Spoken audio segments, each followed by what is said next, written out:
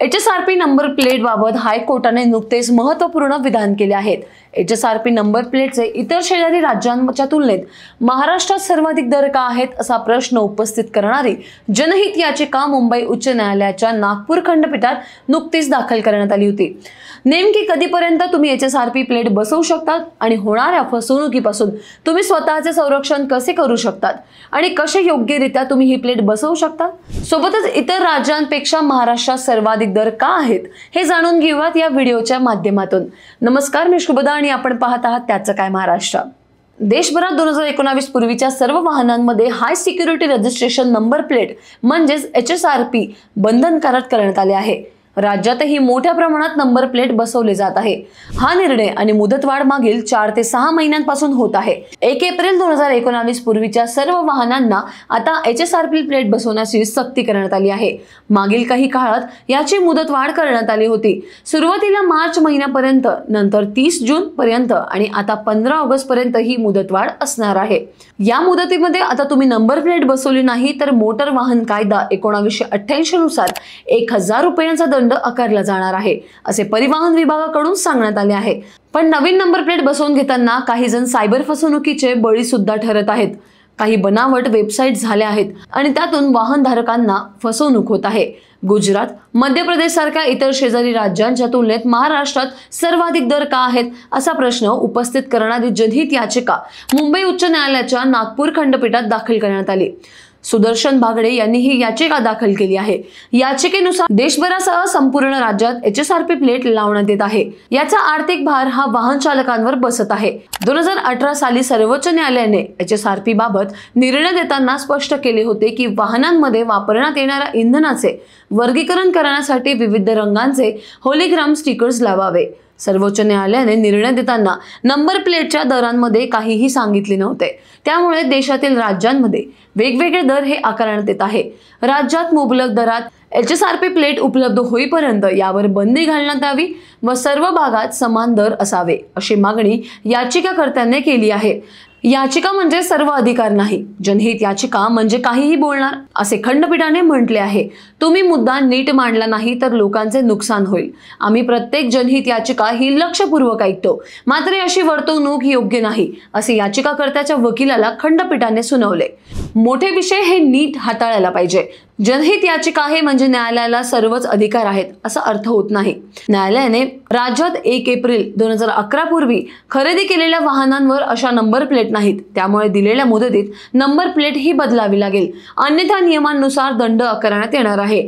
15 August ही शेवटची मुदत असल्यामुळे योग्य दर आकारण्याचे निर्देश देण्याची विनंती ही याचिकाकर्त्यांनी केली होती। या नंबर प्लेटमुळे जनतेला अनेक समस्यांना सामना करावा लागतो, सोबतच ज्या लोकांना फसवणुकीचा सामना करावा लागतो ती अडचण ही वेगळीच आहे। अनेक बनावट वेबसाईट सक्रिय झाल्या आहेत, त्यामुळे तुमचं बँक खातंही रिकामं होऊ शकतं, कारण नंबर प्लेटसाठी शुल्क भरावे लागते। त्यामुळे नवीन नंबर प्लेटसाठी रजिस्ट्रेशन करताना काही महत्त्वपूर्ण काळजी घ्याव्याच लागतात।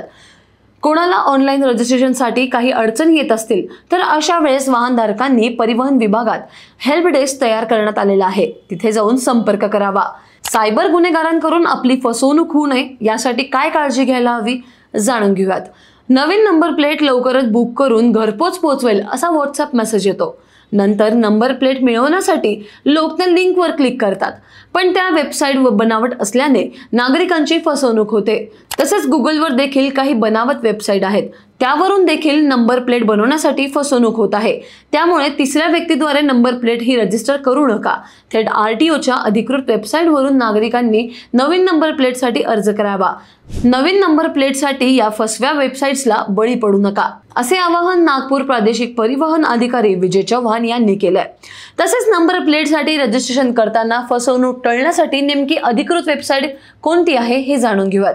https://transport.maharashtra.gov.in ही शासकीय वेबसाईट आहे। ज्या वेबसाईटवर gov.in असं दिसतं ती वेबसाईट ही शासकीय वेबसाईट आहे।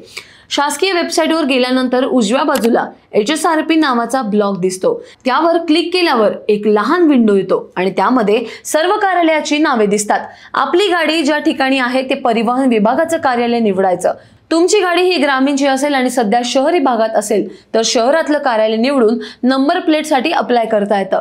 त्यानंतर आपल्या जवळ असलेल्या आरसी बुक वरून रजिस्ट्रेशन नंबर टाकायचा आणि नंतर इंजिन नंबरचे शेवटचे 5 आकडे टाकायचे आणि मोबाईल नंबर टाकायचा। त्यानंतर कॅप्चा टाकून विंडो पुढे सरकते। या ठिकाणी वाहन ज्या व्यक्तीच्या नावावर आहे त्या मालकाचं नाव दिसतं आणि त्यानंतर शुल्क भरण्यासाठी एक विंडो येते। त्यावर दिलेला QR कोड स्कॅन करून पेमेंट करता येतो। त्यासाठी वाहनांनुसार शुल्क ही निर्धारित केली आहे। दुचाकीसाठी 450 प्लस 18% GST म्हणजेच 531 रुपये, 4 चाकी आणि जड वाहनांसाठी 745 प्लस 18% GST आणि 3 चाकी वाहनांसाठी 500 प्लस 18% GST असं शुल्क हे निर्धारित करण्यात आलं आहे। यात नंबर प्लेटची होम डिलिव्हरी हवी असेल तर त्याचे वेगळे शुल्क हे आपल्याला द्यावे लागतात। पण सेंटरवर जाऊन जर तुम्ही नंबर प्लेट बसवण्याची असेल तर कुठलेही शुल्क हे आकारलं जात नाही। यापेक्षा कोणी जास्त शुल्क घेत असेल तर ती फसवणूक असू शकते। शुल्क भरल्यावर वाहनधारकाच्या मोबाईलवर OTP येईल। तो टाकल्यावर होम डिलिव्हरी पाहिजे की सेंटरवर जाऊन प्लेट बसवायची आहे हे पर्याय तिथे विचारले जातात आणि त्यानुसार ही सोय उपलब्ध करून दिली जाते। यानंतर नंबर प्लेट बसवण्यासाठी तारीख आणि वेळ दिली जाते। त्याची पावती तयार होऊन आपल्या रजिस्ट्रेशन मोबाईल नंबरवर ती पावती पाठवली जाते। कोणाला ऑनलाईन रजिस्ट्रेशन करता येत नसेल तर काही अडचण येत असेल तर अशा वेळी वाहनधारकांनी परिवहन विभागात हेल्प डेस्क तयार करण्यात आलेला आहे। तिथे जाऊन वाहनधारकांना रजिस्ट्रेशन करता येईल।